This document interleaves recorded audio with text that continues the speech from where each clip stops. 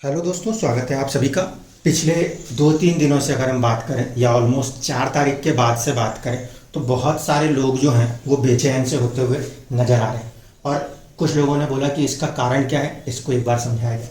देखिए, सबसे पहली कंडीशन कि अभी जो फॉर्मेशंस चल रहे हैं प्लानिटरी, उसको अगर हम ध्यान से देखा जाए तो यहाँ पे आपके राहु देव की प्लेसमेंट चल रही है जो कि अंतिम डिग्रियों पर है। राशि के हिसाब से देखेंगे तो शुरुआती डिग्रियों पर है। यहाँ पे एंट्री करी है मंगल ने, ठीक है। पहले से ही केतु की मौजूदगी थी। इनकी डिग्रियां और इनकी डिग्रियां ऑलमोस्ट अभी बराबर पे चल रही हैं। कहीं ना कहीं ये जो कंडीशन है ये सबसे पहले हिट कर रहा है किसको? 1 नंबर की राशि और 7 नंबर की राशि को, ठीक है। जब कभी भी मंगल जैसा ग्रह क्रूर या पापी ग्रहों से दृष्ट हो और बदले में काउंटर रिटेलिएशन दिखाता हो तो कहीं ना कहीं रक्तपात की स्थिति पैदा होती है। जैसे कि हम देख रहे हैं इस समय दुनिया के अंदर लड़ाइयों के मोर्चे और हैवी कैजुअलिटीज़ देखने को मिल रही। कंडीशंस क्या है? सबसे पहली चीज़, 1 नंबर राशि के स्वामी खुद मंगल देव हैं, ठीक है। उनकी राशि के अंदर एक तरफ से राहु बैठे हुए हैं। दूसरा, मंगल अब अपनी ही राशि पे दृष्टि दे रहा है और राहु के जस्ट सामने आके बैठा हुआ है। एक तरफ से ये भी कह सकते हैं मंगल का पृथकतावादी ग्रह केतु के साथ आ जाना ये प्रभाव किस चीज़ को दर्शा रहा है? देखिए, एक तो पहला भाव जो है वो भाव राहु की वजह से पीड़ित या प्रभावित है। कोई भी नैसर्गिक क्रूर या पापी ग्रह किसी भाव में बैठा है तो वह कहीं ना कहीं भाव को प्रभावित करने की कोशिश कर रहा है। अब जो मंगल है वो ना सिर्फ कि राहु की दृष्टि में बल्कि केतु से भी पीड़ित और प्रभावित हो गया। इस लिहाज से अगर हम बात करें तो 1 नंबर लगन के अंदर जब हम बात कर रहे हैं जो कि एक तरीके से कालपुरुष कुंडली है, इसमें पहला भाव यानी कि मेष राशि ये डायरेक्ट फाइट देख रही है क्योंकि इसके अंदर राहु की मौजूदगी जो डिस्टर्बेंस पहले दिखाएगी। दूसरा, मंगल सीधे सीधे प्रभावित और आमने सामने एक दूसरे को दृष्टि प्रभाव शत्रु भाव से देख रहे हैं, समसप्तक दृष्टि से देख रहे हैं। इस वजह से कहीं ना कहीं ये पहली कंडीशन है। दूसरा, इसका जो प्रभाव पड़ेगा वो पड़ेगा 8 नंबर की राशि के ऊपर। क्यों? क्योंकि वो भी मंगल की राशि है। हम यहाँ पे अगर इस पर्टिकुलर लगन को मैं मेष लगन मान के बात करूँ तो मैं ये कहूँगा कि फर्स्ट हाउस का लॉर्ड केंद्र में आने से बलवान है, केंद्रीय बल से, तो वो भी काउंटर रिटेलिएशन दिखाएगा। दूसरी तरफ से अष्टम का स्वामी होके मंगल यहाँ पे केंद्र में बलवान हो रहा है, वो फिर अपने आप को स्ट्रांग होल्ड दिखाएगा। लेकिन जब कभी भी किन्हीं भाव के स्वामी पीड़ित या प्रभावित होते हैं उस समय पर वो पर्टिकुलर हाउस के अंदर डिस्टर्बेंसेस दिखाने की कोशिश करते हैं।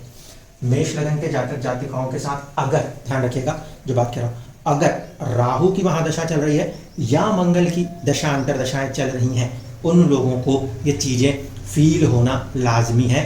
किस फ्रंट पे? या तो हेल्थ के फ्रंट पे या मैरिज वाले साइड पे, क्योंकि 7th हाउस भी इन्वॉल्व हो रहा है। किनके लिए ये स्थिति अवमन बनेगी? मेष लगन में जिनके ऊपर राहु या फिर मंगल की दशाएं काम कर रही हैं। इनसे हट के दशाएं काम कर रहे हैं, आप इन लगन को बिलोंग करते हैं तो बहुत ज़्यादा प्रभावित होने की आवश्यकता नहीं होगी। अगर वृषभ लगन की बात की जाए तो वृषभ लगन में मंगल जो है उनका 1 नंबर की राशि 12वें घर में आती है और 8 नंबर की राशि 7वें घर में आती है। वृषभ लगन के केस में जब हम बात करेंगे तो 12th हाउस यानी कि खर्चे और कहीं ना कहीं विदेश, इन चीज़ों का वो कनेक्ट है। और उस कनेक्ट के अंदर मंगल का प्रभावित होना कहाँ से होगा? मंगल उस कुंडली में 6ठे भाव से प्रभावित होकर कार्य करेगा। तो अगर राहु की या मंगल की दशाएं चल रही हैं तो थोड़ा सा आपको सावधानियां रखनी चाहिए एक्सीडेंट्स से, पहली कंडीशन। दूसरा, प्लस पॉइंट के रूप में भी देख सकते हैं कि 12वें का स्वामी होकर अगर मंगल 6ठे भाव में बैठा है और पीड़ित हो रहा है तो यह विपरीत राजयोग की स्थिति पैदा कर सकता है, ठीक है। गुरु राहु का कॉम्बिनेशन और मंगल 6ठे भाव में जो कि 12वें का स्वामी होकर है, तो विपरीत राजयोग की स्थिति वृषभ लगन के अंदर देखने को मिलेगी। लेकिन उस कंडीशन में भी 8 नंबर की राशि 7वें भाव में आती है तो बाहर के लोग या फिर वैवाहिक जीवन के अंदर यह स्थिति कुछ तनावपूर्ण बनी रह सकती है उन लोगों के लिए जिनके मंगल या राहु की दशाएं चल रही है। बार बार इस बात को कोट कर रहा हूं, अगर ये 2 से हट के दशा चल रही है तो एकदम से प्रभावित होने की आवश्यकता नहीं है। अगर 3 नंबर का लगन है तो 3 नंबर के लगन में जो मंगल होंगे वो होंगे 11वें भाव के स्वामी, ठीक है। और एक तरफ से उनका जो संबंध आएगा वो आएगा छठे से। तो छठे और 11वें भाव के स्वामी होकर वहां पे मंगल प्रभावित होंगे। तो 3 नंबर के लगन वाले लोगों के लिए ये स्थिति भी एक प्रकार से छठे भाव के स्वामी का पीड़ित प्रभावित होना है। सर्विस के अंदर थोड़ा सा चीज़ें दिखा सकता है अपना असर, लेकिन दूसरे तरफ पे फ्रेंड सर्कल्स के अंदर से या गेम्स के अंदर से कुछ चुनौतियां भी दिखा सकता है और कुछ बढ़त भी दिखा सकता है, क्योंकि ये दोनों तरफ कार्य कर सकता है। जब वो विपरीत राज्यों की स्थिति बनाता है तब लाभ भाव की स्थिति में अचानक से लाभ भी आ सकते हैं, लेकिन मित्रों के साथ थोड़ा सा डिफरेंसेस ऑफ ओपिनियन हो सकता है 3 नंबर लगन के लिए। 4 नंबर लगन के लिए अगर हम बात करें तो ये आएगा मंगल का प्रभाव केंद्र में 10th का स्वामी, और ये जो 7 नंबर है ये आ जाएगा 4th हाउस में। ऐसे स्थिति में कहीं ना कहीं अगर मंगल या राहु की दशा प्रभाव कर रही है तो फिर एक तो घर के अंदर की स्थिति में थोड़ा सा तनाव फील कर सकते हैं। दूसरी कंडीशन जो बनेगी वो ये कि अपने स्टेटस के प्रति थोड़ा सा अपने आप में प्रभावित फील कर सकते हैं, या फिर संतान के प्रति, क्योंकि 5वें का भी स्वामी होगा वहां मंगल और त्रिकोण का स्वामी केंद्र का स्वामी होकर पीड़ित प्रभावित होने की स्थिति में जब तक वो राहु से अपने दृष्टि संबंध नहीं हटा लेता, यानी कि 45 दिन उसको एक राशि में रहना है, तो कम से कम 25 दिन में जब तक वो इस स्थिति को नहीं ठीक करेगा तब तक एक तरफ से 4th हाउस में तनाव फील करेंगे संतान को लेकर, या अपने स्टेटस को लेकर तनाव महसूस करा सकता है अगर राहु या फिर आपके ऊपर मंगल की दशा कार्य कर रही है। सिंह लगन के अंदर बात करें, सिंह लगन में जो मंगल का संबंध बनेगा वो बनेगा 9वें से, ठीक है, 9वें और चौथे से। 9वां और चौथा ये दोनों केंद्र और त्रिकोण के भाव हैं। इसमें मंगल का पीड़ित प्रभावित होना या तो पिता के स्वास्थ्य को प्रभावित करेगा या फिर कहीं ना कहीं हमारे मन को प्रभावित कर सकता है, क्योंकि चौथे का स्वामी। तो यहाँ पे सिंह लगन के जातक जातिकाओं को थोड़ा सा सावधानी से आगे बढ़ना पड़ेगा।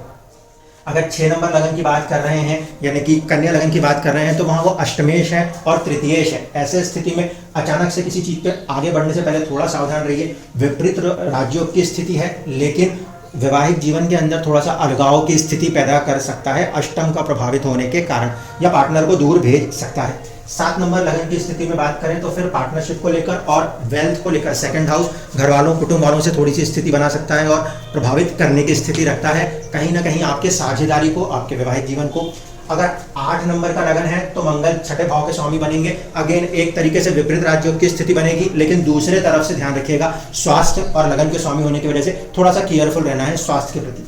अगर 9 नंबर का लगन बन रहा है तो 9 नंबर के लगन में मंगल जो है वो पंचमेश बनेंगे, त्रिकोण के स्वामी है। दूसरी तरफ से 12वें भाव के स्वामी है। 12वें भाव के स्वामी का प्रभावित होना अगेन खर्चों से संबंधित कुछ चीजें हो सकती हैं, लेकिन पंचम का प्रभावित होना संतान को लेके थोड़ा सा या क्रिएटिविटी को लेके थोड़ा समय के लिए आपको परेशान महसूस करा सकता है, तब जब राहु या मंगल की दशाएं चल रही हो तब।